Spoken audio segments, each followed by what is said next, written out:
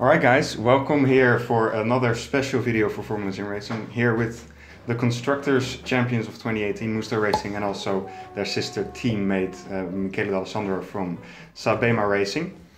I'm gonna ask you guys a couple of relatively simple questions. What are your best circuits? I think for Petar it would be Singapore. Yeah, by a country mile. Yeah, Singapore and Kota. Singapore for him, he like dominates, and we have to do double the laps of him to like have a chance at staying close with him. Every time we look at his pace and we're like, okay, this is where we have to go. And then we're like racking our brain. How do we get there? How do I find 2/10s in this one corner that he just gained on? And then you lose, you find 3 days to do that, and then he's gone another 2 days and like, oh god, now what? I would say for Mu, it's Hockenheim. Yeah, and Silverstone is also. He always strung those two together really well. Yeah, he's always fighting for the win in Silverstone. Okay, every single race. It went well this year. Thanks, Mick. Mick, I'm not sure. Well, Paul Ricard. Paul Ricard, of course, but that's a new season. Yeah, that's only one time now. Other than China being fast, but we didn't do it in the last 2 years. I think we're all relatively strong everywhere. It's not like one circuit where there's one person that's untouchable. If you put the effort in, you can all more or less be within the 10th. Yeah, and it's the case also with tracks that you might not like, but you're still fast for some reason. Like for me, it's Bahrain. Like I've always done well there, but I don't like the track. All right. I'm bad in Monza, but in the end, I'm really close every time. This is the second World Championship in a row for Musto Racing. How does it feel to achieve that 2 times in a row? For me, I guess it's a bit more special because I was partnering Danny in 2017. And the first one was a bit more special because it coincided with my World Championship win in 2017, of course. And that was like a season which mirrored what Mick achieved this year. This one was a bit more mixed emotions. On one end it was good because I knew what I did for the team and what we accomplished together, and your goal at the start of the year is to win the World Championship and the Constructors Championship for yourself, but then if you can't do it, you want one of your sister teammates or your team to do it. You want to keep it within the team. So as a team we accomplished that, and through the year with what we developed with the setup, it was really good because we could use more or less the same setup variation from Bahrain. So that was quite a good success for us. Right, yeah. So being a reigning world champion, how does it feel that you both, of course Petar was also world champion in 2015, how does it feel that you both weren't really able to fight for the championship this year? It's a disappointment, of course, but to be honest, you have to take your hat off to Mick for his consistency. Sometimes you just don't get the luck of the draw and you just fail in qualifying a bit, and then you have to play catch up during the season. And then with all the races being dry, it makes it less likely for him to make some mistakes here and there. But to be honest, he was the better driver in the entire season. So. Right. And for you, Petar? Yeah, I'd just like to add that it's a similar story. It's so in the first half of the season we had some really tough races. We couldn't put everything together, and then finally, like at the last 4 races or so, we kind of gave it a final push and we won some races. So thankfully we sealed it. Who of you is the most important and the best at preparing the setups for the team? Well, different parts. Yeah, different parts. Normally base setup is me and Mu. Then Mu starts developing more the setup, more than me. And then Petar does the final tweak that makes you 2-3 tenths faster out of nowhere. But I think it's also year dependent or even circuit to circuit dependent. There were like races at Paul Ricard where Mick was maybe 2-3 tenths faster than everyone, and then he would learn my setup and then find another 2 tenths. And then there can be a couple of races where like I'm nowhere, can't do anything, I'm like clueless with what to do. I think typically Mick's very good with Motec. I can do dampers quite well-ish, and Petar's like an all-rounder. But yeah, in general we're okay, and then we all add in. We have where a can. good balance between us. We always help each other. One race is someone that makes some changes, and another race is someone else. Right. So who of you is the most likely to change the setup 1 minute before the practice session? 100%. Maybe. 100%. Well, sometimes it works though. Sometimes it works. Sometimes it doesn't. Yeah, but sometimes it fucks you up so much. I can't help myself. you go. Normally, I don't change like 1 or 2 days before the race. I don't change the setup anymore. I don't like it. I think I did in Barcelona last year, like 1 click before I did qualifying. And then my setup in the rain was like drivable, and then Danny and Mick were just spinning every 3 corners.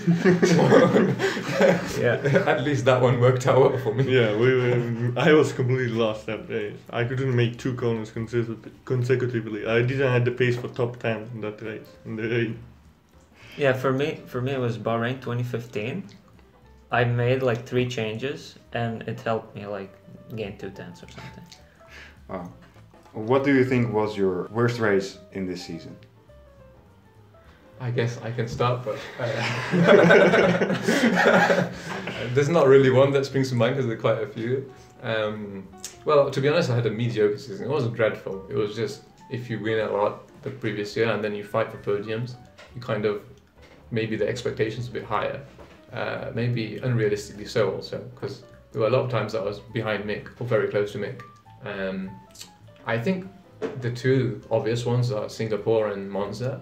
I think Singapore I had like a total off day. I don't know what I had in the morning to eat or something, like it was just wrong, because the first lap I did in qualifying was dreadful, and then I hit Michi in the pit lane, which was interesting.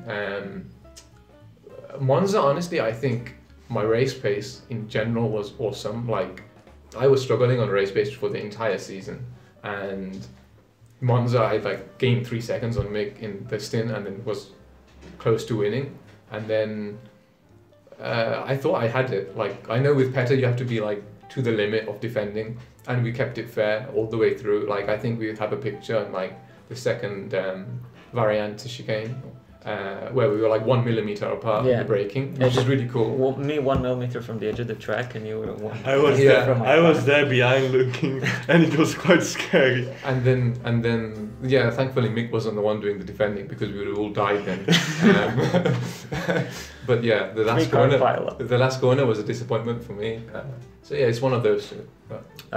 For me, just on the basis of making mistakes, it's Bahrain probably, because I missed my braking point. I just fell asleep a bit, and I hit the car in front, kind of ruined mine and Jerne's race. So that's pretty much it. I think the rest of the races I was just mostly unlucky. Mick, which one of your 2016-17 races will you pick from? There's a long list. Who of you do you think is the best driver in qualifying? Not me. It depends. It depends what season. Like this season, definitely it was me, because I did like 5-6 pole during the season, and I always qualified in top 3. But it depends also on the car. Like in 2017, Mu was by far the best of us. Of us, yes. Not of this grid. Not of the because Simon is quite fast in qualifying, and. But I don't remember. 2015 was a bit hit and miss. I was like front row and then 6th.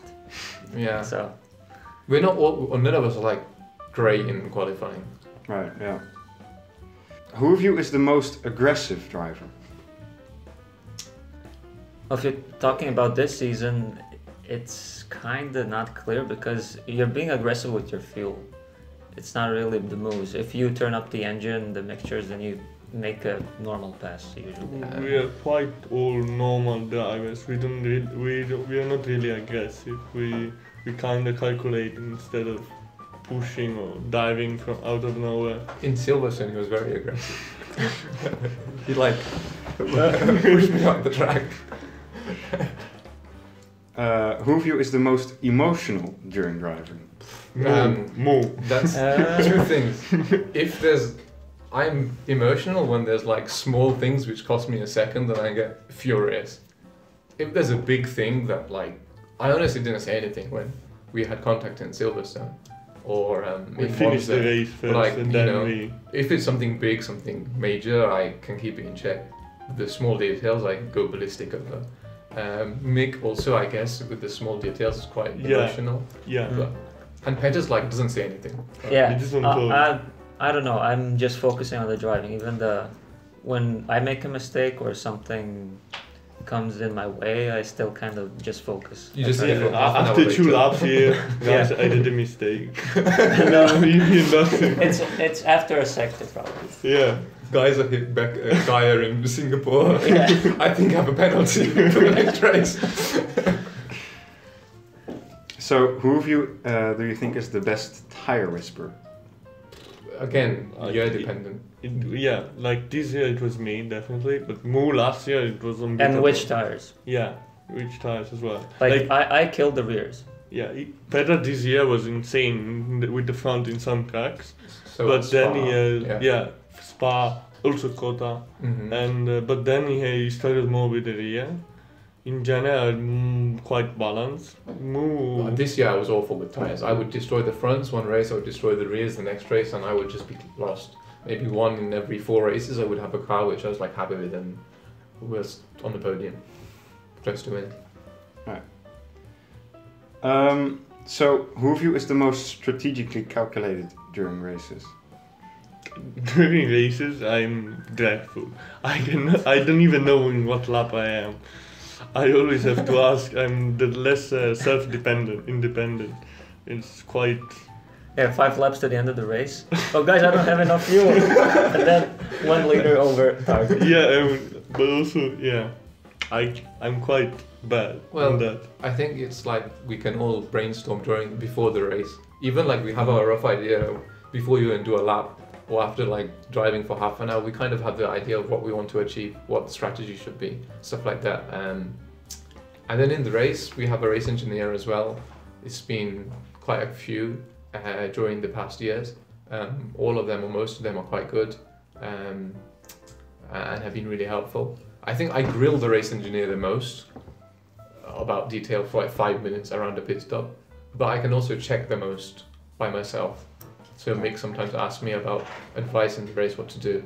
Yeah, but also mainly before the race, we check, we try to understand all scenario that we may need to have. But yeah, that's like what makes us quite good as well, because we all work together and try to plan for everything together and don't hide anything. Even if we're like together on the circuit, or not maybe together, but during the race and he's fighting for the win, I'm 5th, we'll help each other try to get the best result as much as we can. Yeah, and also you kind of adjust in the race. If there's a situation race scenario, there's a train, for instance, and you just save your tires and you go 2 laps longer or something just to get an advantage. Right. Having Michele as a team manager, were there any difficult moments as drivers? Obviously, you had Silverstone where you had contact, but were there any other moments as well? No.